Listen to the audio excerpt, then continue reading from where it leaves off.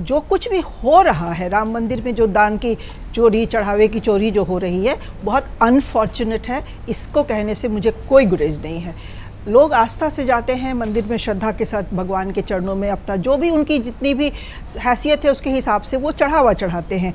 वो चढ़ावा वो इसलिए चढ़ाते हैं कि उनको लगता है कि वो मंदिर के पुण्य के कामों में लगेगा, उसमें उनकी भी भागीदारी उस बहाने हो जाएगी और कुछ पुण्य उन्हें मिल जाएगा। जब ये पता चलता है कि वो चढ़ावा लोग अपने घरों में ले जाके अपनी तिजोरियों को भर रहे हैं, तो एक आस्था को बहुत ज़बरदस्त ठेस पहुंचती है और एक मन अंदर से आहत होता है, जो कि सिर्फ एक दो का नहीं, करोड़ों करोड़ हिंदुओं का हुआ है।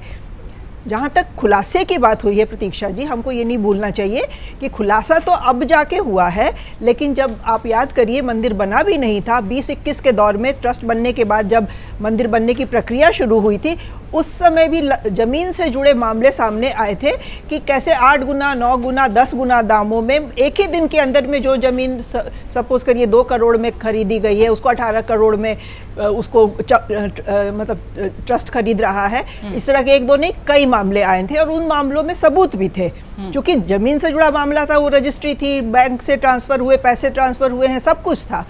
शोर शराबा उस समय भी हुआ, एसआईटी उस समय भी गठित हुई। एसआईटी ने ये कहा भी कि हाँ, इसमें एक प्रोफेशनल सुपरविजन की ज़रूरत है, एडमिनिस्ट्रेशन में चेंज होना चाहिए और इसमें इसको दुरुस्त करना चाहिए।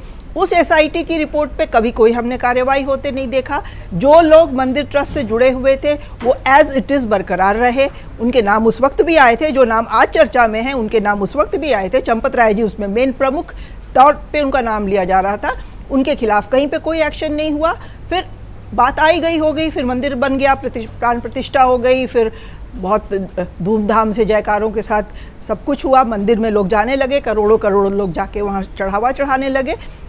लेकिन जो शक की सुई वहाँ पर घूम गई थी, उसका निदान हमने कहीं पे किसी लेवल पे होते नहीं देखा। कई बार पीएमओ को चिट्ठी भी गई, कुछ अज्ञात लोगों ने चिट्ठी गई, गुप्त चिट्ठी भी पहुंची। जी हाँ, और सारे मामले लोग ऐसा नहीं था कि दबा ही रहे थे, लोग इसको कंसर्न, जो भी उनको लगा कि कंसर्न अथॉरिटी है उसके नॉलेज में ला भी रहे थे। तो अब सवाल ये उठता है कि इस पर ध्यान क्यों नहीं दिया गया। राम मंदिर का मामला सिर्फ संघ का ही नहीं, बीजेपी की राजनीतिक एजेंडा की धुरी है। और वो धुरी जब इस तरह से करोड़ों लोगों के साथ खिलवाड़ उसके साथ हो रहा है, तो क्यों नहीं किसी का ध्यान गया। या ये हम मान के चले कि ध्यान गया भी तो चूंकि पब्लिक में बातें खुल के सामने नहीं आ रही थी, तो हुआ कि चलो मामला दबा दिया जाए, रफा दफा कर दिया जाए। क्योंकि अगर एसआईटी की हम माने 200 करोड़, वो भी ऑफिशियल नहीं हुआ है, कहीं एसआईटी ने क्या बोला, क्या फाइंडिंग्स है, कहीं पे कोई उसकी जानकारी ऑफिशियली तो दी नहीं गई है। तो अगर माने तो 200 करोड़ मिनिमम अमाउंट है जिसमें कि घोटालों की बात चल रही है।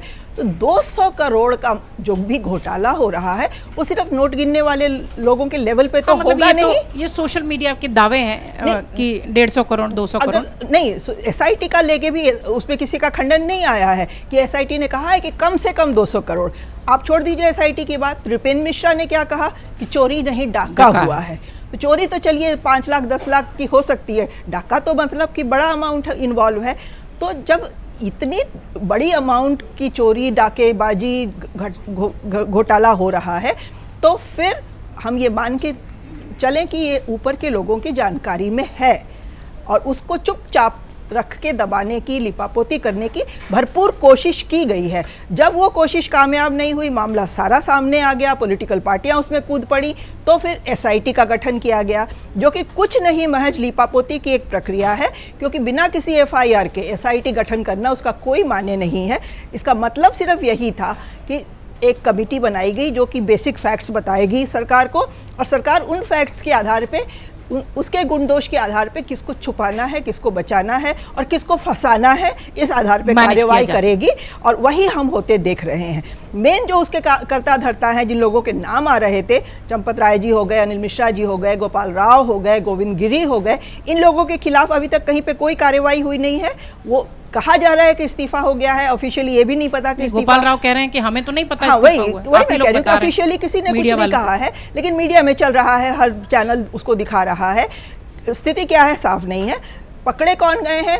छोटे छोटे लोग जो नोट गिनने के काम में लगे हुए थे। अब वो लवकेश हो गए, अल्पेश हो गए, करुणेश हो गए, टिन्नू यादव हो गए, दयाशंकर मिश्रा, रमाशंकर मिश्रा हो गए। इस तरह के छोटे लोग जो नोट गिनने के काम में लगे हुए थे। जो नोट गिनने का काम है वो कितने का घपला कर लेगा, नोट गिनने के दौरान वो 500 100 200 के नोट पॉकेट में डाल लेगा चोरी चुप के।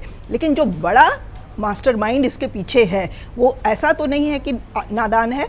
सीसीटीवीज लगे हुए हैं, सीसीटीवी में जब हो रहा है सबको दिखता होगा, सीसीटीवीज फुटेज गायब हैं, तो कहीं ना कहीं बहुत बड़ी साजिश है जिसके तार बहुत ऊपर तक हैं, बहुत बड़े पहुंच के लोगों पे जुड़े हुए हैं। और हम यही उम्मीद करें कि भगवान इन लोगों को सद्बुद्धि दे कि पूरा मामला आए और इसको रफा दफा होने की कोशिश करता हुआ ना दिखाया जाए। अगर आप ये वीडियो YouTube पर देख रहे हैं तो हमारे चैनल को सब्सक्राइब कर बेल आइकन दबाएं और Facebook पर देख रहे हैं तो हमारे पेज को लाइक करें।